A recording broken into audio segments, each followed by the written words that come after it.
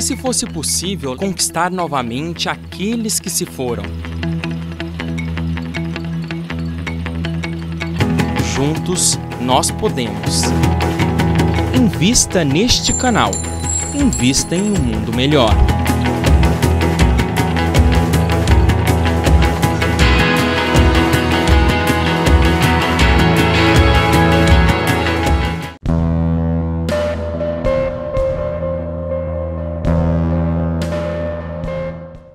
Eu sonho assim, realmente, vai falecer, igual eu perdi uma cunhada, tem 30 dias. Eu sonhei assim, eu vi todas as minhas cunhadas, só ela, essa que faleceu, eu não vi.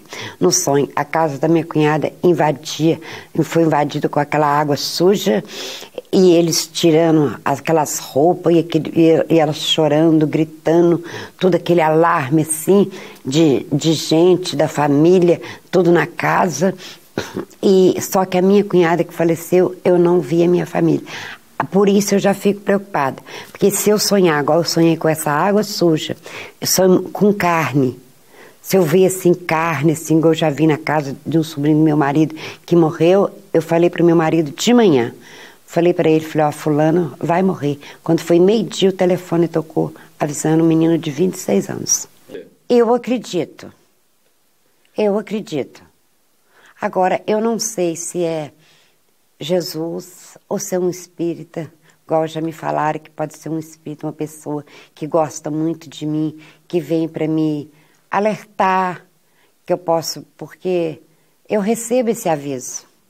Esse meu primo, ele faleceu, o Rai, que matou, o Rai caiu e matou ele. Ele estava numa estrada, perto de um campo de futebol, e ele faleceu. Eu morava em Extrema, muito distante lá da minha terra. Eu sonhei que eu tinha visto um pano branco na estrada, aonde foi que ele morreu, e a irmã dele estava vindo assim, próxima onde ele estava chorando, coberto. Foi o que eu vi, aquele, assim, no chão, aquele corpo coberto. E várias pessoas, que realmente as pessoas que eu conhecia, que é lá da minha terra, tudo aproximando, e ela ali, a irmã dele, chorando com uma vela acesa na mão, perto daquele corpo. Mas só que eu não sabia quem que era o corpo que estava ali, eu não vi. E eu fiquei com aquilo na minha mente, mas só que naquela época eu não tinha telefone, e meus pais moravam na roça, também não tinha contato, era só através de carta. E passado mais ou menos um mês, o meu irmão foi na minha casa, em Extrema. Ele chegou na minha casa, a gente conversando, e me perguntou. Falou assim, você assusta quando fala de morte? Eu falei assim, depende da pessoa, porque às vezes tem os mais próximos, né? Ele foi e me disse, o Vicente faleceu. Eu assustei, eu falei, o Vicente? Aí eu sentei e falei, eu não acredito. Ele falou, por quê? Ele falou, não, ele morreu mesmo. Falei para meu irmão, falei, mas o sonho que eu tive, só que eu não vi o Vicente. Aí ele falou, você teve sonho? Eu falei, eu vi tudo. E desde do dia do falecimento dele, que já fazia mais ou menos um mês que meu irmão foi à minha casa, eu estava com aquele sonho na cabeça. O meu irmão chegou e falou, o jeitinho que você sonhou. A irmã dele, foi uma cena muito triste, porque ela ficou ali perto, com uma vela acesa na mão, aguardando o médico e a polícia chegar para retirar o corpo dele do chão. Então, nesse caso, não foi símbolo, a senhora viu exatamente? Eu vi exatamente. Isso tem esse tem 29 anos que aconteceu isso. 29 anos, 30 anos que aconteceu isso. E sempre isso está na minha mente. Como que eu posso ter visto aquilo? Realmente, eu contei para o meu irmão do meu sonho, e ele falou, ele me disse, ele falou, foi o teu sonho, foi isso sim, porque a irmã dele foi muito triste. As pessoas chegando, eu vi aquelas pessoas que eu conhecia, que era lá da minha terra, pessoal lá na roça, eles todos chegando ali próximo àquele corpo que estava no chão. E a irmã dele estava com a vela acesa na mão. Idêntico ao meu sonho. Já me falaram isso, através, assim, conversando com amigas. conversando com elas, contando, a gente conversando a respeito de sonhos, e elas me perguntaram, será que você não é média? Eu falei assim, eu não sei, isso eu não posso explicar. Já conversei com o padre. E o que ele disse para você? O padre me disse o seguinte, que eu conversei com ele, e ele me disse que pode ser um espírito, que uma pessoa que gosta muito de mim, e que ele vem para me alertar, para mim já ficar tranquila, aguardando aquilo, que pode que seja um espírito que gosta muito de mim. Foi o que o padre me disse. Olá, estamos de volta com a última parte do programa de hoje sobre sonhos premonitórios. E no bloco anterior eu deixei uma pergunta para a Márcia sobre os relatos que a gente encontra na Bíblia sobre esse tipo de sonho. Seria um aviso dos céus, Márcia? A maior parte dos textos bíblicos, né, que falam sobre sonhos, como o próprio, né, São José e Nossa Senhora tiveram um sonho de que eles deveriam fugir para o Egito. Então, não superam as faculdades humanas parapsicológicas inconscientes. Claro que, de maneira alguma, a gente pode levantar a hipótese de estar negando que a Bíblia é o livro da revelação divina.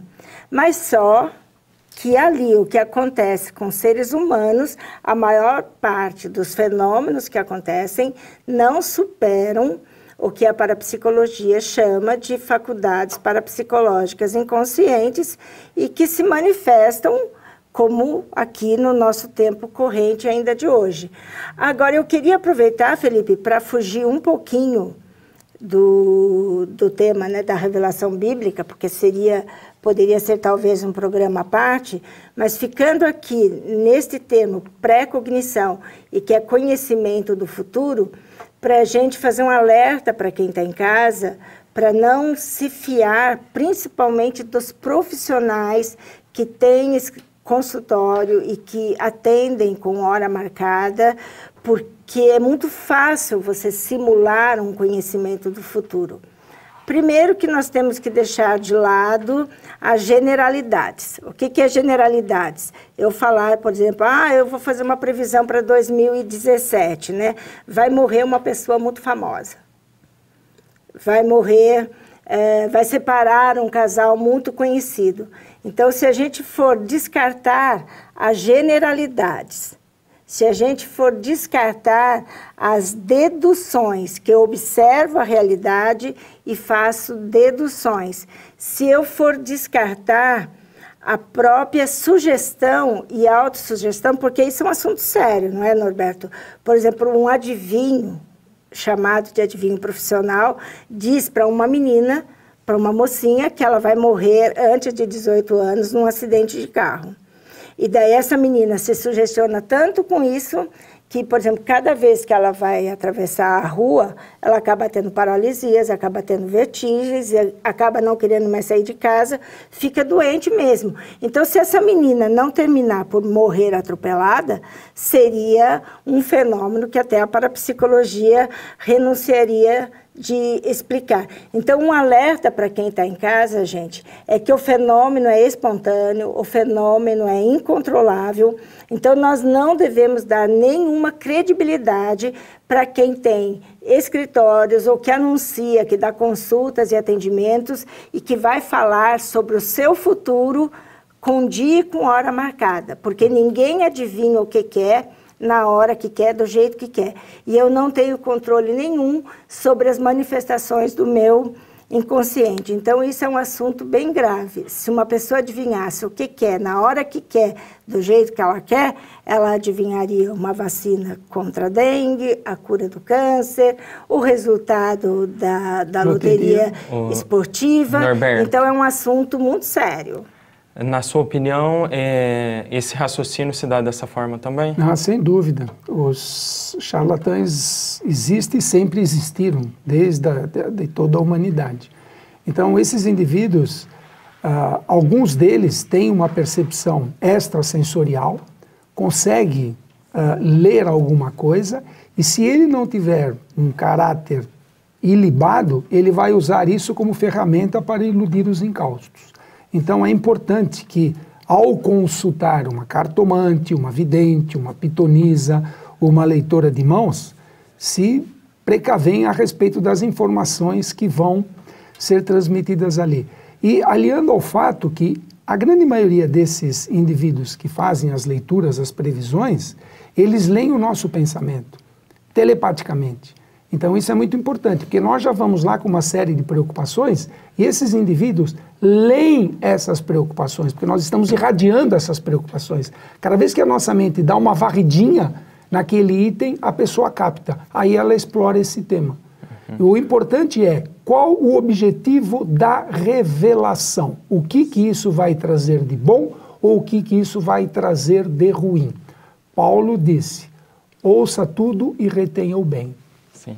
Norberto, você me deu mais um gancho para a próxima pergunta para você, que é qual o objetivo dessas revelações quando vem em sonhos, que é o caso de hoje que a gente está discutindo? A minha dúvida se dá porque eu não sei como se é um espírito que muitas vezes vem ali no soprar, tem esse caso também na telepatia, que a Márcia disse, mas não seria uma interferência no nosso livre-arbítrio, uma revelação como essa? Não, não é considerado uma interferência no livre-arbítrio, porque independente da informação que você recebe, é você que vai tomar uma atitude em cima da informação que você recebeu. A informação está aí, está disponível. Tá? O que eu vou fazer com isso? Você tem o seu livre-arbítrio e você vai seguir. Se nós analisarmos isso no contexto da reencarnação, quando nós nos propusemos a reencarnar nessa atual existência, os que estão vivenciando agora aqui em 2016, tem uma missão. Tem que sair daqui e chegar aqui. O caminho que ele vai seguir é problema dele. E ele pode não chegar ao caminho. Ele pode falir antes. Então a opção dos caminhos a serem seguidos em função de uma informação obtida é a plena execução do seu livre-arbítrio. Agora eu dou a oportunidade para você fazer a pergunta para a Márcia de hoje. Voltando, né, aos textos bíblicos, né, os profetas, eles tinham essa capacidade de nos trazer informações. Com que benefício? De nos formular uma nova sociedade. Velho Testamento, Moisés, Novo Testamento, Jesus trazendo suas informações. Então, como que vocês veem isso? Se Deus não fala e a Bíblia é a palavra de Deus, como que fica esse contexto? E lá no Velho Testamento, a grande maioria daqueles que escreveram são profetas. Como que vocês veem isso? Como que esses profetas liam Deus? A faculdade parapsicológica chamada telepatia, apesar de espiritual, a espiritualidade é humana. E tudo que é humano... Como que a espiritualidade é humana, se ela é espiritual? Não, se eu sou corpo e alma, Sim. espírito e matéria, Sim. então eu posso afirmar que o ser humano tem uma faculdade dele que é espiritual. Mas se é uma faculdade humana, espiritualidade humana, ela é limitada. Então, eu não posso me comparar a Deus. Eu não sou onipresente, onipotente, infinito. Eu sou criado à imagem e semelhança de Deus. Então, os textos bíblicos é uma historinha. Um vai seguindo o outro, um vai através do outro. Então, as profecias, né, os profetas estavam anunciando a vinda de Cristo. Todas as profecias bíblicas anunciam a vinda do Messias. Então, Deus, sim, que é o Criador da natureza, Ele que fez todas as coisas, pode servir-se de faculdades humanas, como serviu-se de Moisés para libertar o povo dele do Egito. Poderia ter feito de outra maneira e serviu-se de Moisés. Então, pode servir-se de faculdades humanas, porque a missão do profeta foi preparar e anunciar a vinda do Messias. Então, tudo o que supera o parapsicológico, humano ou natural, tem que vir confirmado por milagres, que é o que a gente chama de assinatura de Deus. Então, se superou a limitação humana, Nós temos que procurar ali o sinal de que Deus estava realmente agindo através daquela pessoa. Márcia, agora você pode fazer a pergunta para o Norberto, que é quem vai encerrar o debate de hoje. Norberto, você fala sempre do livre-arbítrio. Vários programas, né, a gente tem discutido aqui sobre isso. E quanto mais você fala, não sei, parece que eu sempre tenho essa sensação que menos livres nós somos. Então, você vive falando que se eu reencarno é porque eu estou aqui com uma missão e tal.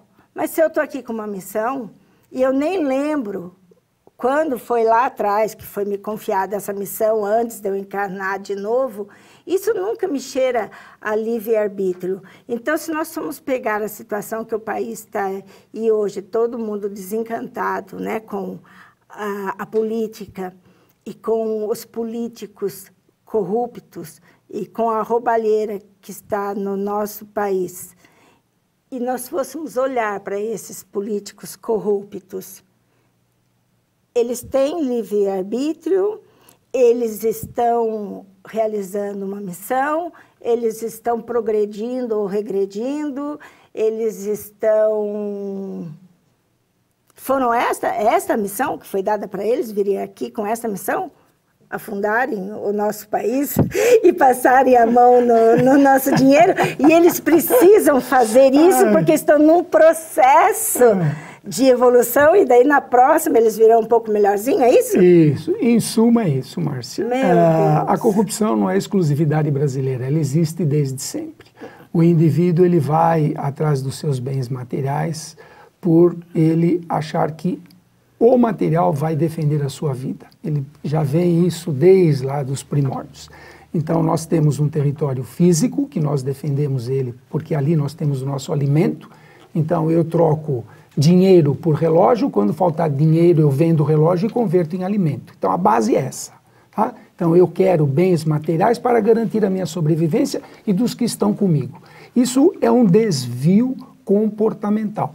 Todos esses indivíduos que você citou, não só aqui como em no mundo inteiro, estão com missões específicas, cada um de acordo com a sua capacidade. A quem mais tem, mais será dado e mais cobrado. Então, se o indivíduo vem com uma missão e falha nessa missão, o problema é a falha. Porque se todos os dirigentes, quer sejam dentro do lar, quer sejam dentro de uma empresa, quer sejam dentro do Estado, cumprissem o que está escrito na lei humana, primeiramente, e segundo, na lei divina, ele faria ao próximo o que gostaria que fosse feito para ele. Ele falha na sua missão. Uma vez que falhou, a bondade do Pai nos dá a oportunidade de nós virmos novamente, resgatar este erro, tentar aprender com o erro para atingir um acerto. A prática do mal é treinada, porque eu defendo, eu agrido, eu transgrido. O bem é, a falta do bem é o não exercício do bem constante. Eu tenho que treinar, tenho que treinar, tenho que treinar. Se eu treino a praticar o bem, se eu treino a respeitar o próximo, isso vai ficar embutido dentro de mim. Quando eu voltar numa próxima encarnação, eu vou comparar o que eu fiz, lá, usando seus termos, no seu inconsciente, no seu subconsciente, eu analiso isso e comparo. Bom, fiz, o que eu vou fazer de novo? Modificar. Para modificar é duro. Larga é a porta da perdição, Norberto, e a estreita é a porta do bom caminho. Então é mais fácil falir. Por quê? Por causa da força de vontade. Livre-arbítrio ele tem, mas a força de vontade é desse tamanhozinho, ó. Norberto, Márcia, muito obrigado. Não tem jeito, né? O assunto é recorrente mesmo, reencarnação, sempre dá pano para manga. Mas, mais uma vez, muito obrigado pelo debate de hoje. E o nosso debate, é claro, continua nas nossas redes sociais, no YouTube, Facebook. Você também pode entrar em contato com a gente pelo e-mail. mistérios@tvmundomaior.com.br. Um grande abraço e até a próxima.